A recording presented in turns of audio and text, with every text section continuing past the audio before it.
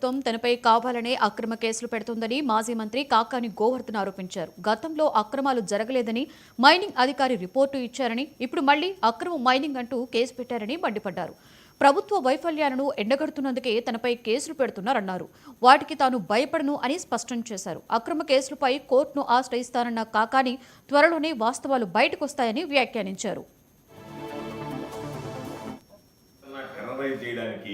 మేము మిమ్మల్ని కేసుల్లో ఇరికిస్తామని చెప్పి తప్పు చేసినటువంటి వాడు భయపడాలి.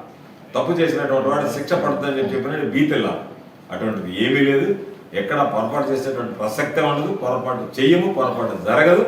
కాబట్టి ఇంతకుముందు కూడా అనేక సందర్భాల్లో చెప్పాం. అందుకని వీటికి సిద్ధంగా ఉన్నాం.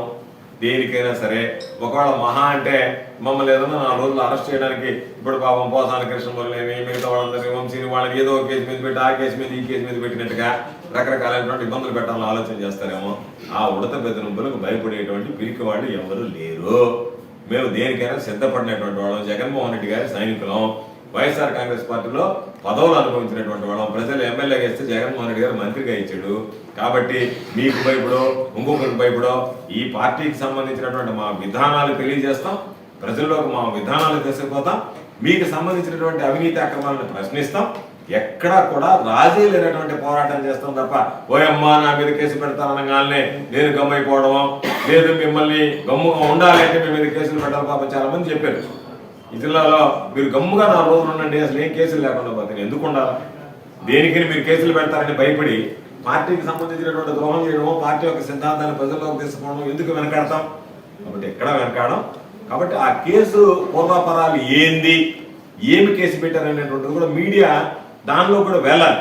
అంటే ఏ విధంగా ముద్దాయం చేశారనేటువంటి రిమాండ్ రిపోర్ట్ ఒక నా దగ్గర కూడా నేను కూడా ఇస్తాను మీకు.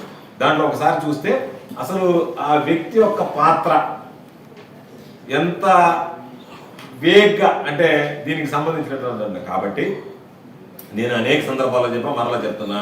సిట్లకి, విజిలెన్స్ ఎంక్వైరీలకి, విజిలెన్స్ రిపోర్ట్లకి, పోలీస్ కేసులకి తప్పు చేసినటువంటి వాడు భయపడాలి తప్ప ఇరికించాలని ఆలోచన చేసేటప్పుడు దేనికైనా భయపడేది ఉండదు. కాబట్టి ఆ ఎంక్వైరీలన్నీ కూడా విచారణలో తీరుతాయి. కాకపోతే ఈరోజు పాపం ఇబ్బంది పడే వాళ్ళంతా ఎవరంటే అధికారులు ఎవరైతే ఇప్పుడు ఇన్వెస్టిగేషన్ చేస్తున్నారో రేపు వాళ్ళని పిలిచిన తర్వాత వాళ్ళ వాస్తవాలు చెప్పారనుకోండి, వీళ్ళు రాయించారు మా చేత ఈ విధంగా అని చెప్పి పాపం వాళ్ళు ఇబ్బందులు పడేటువంటి పరిస్థితులు ఉంటాయి భవిష్యత్తులో. కాబట్టి ఏటికి కేసులకి వాటన్నిటికీ భయపడం మరలా చెప్తున్నాం. కాబట్టి అన్నిటికీ సిద్ధంగా ఉన్నటువంటి వాళ్ళు, రాజకీయాల్లో స్థిత ప్రజ్ఞత కలిగినటువంటి వాళ్ళు వీటన్నిటి మత సామరస్యానికి ప్రతీకగా నిలిచేటువంటి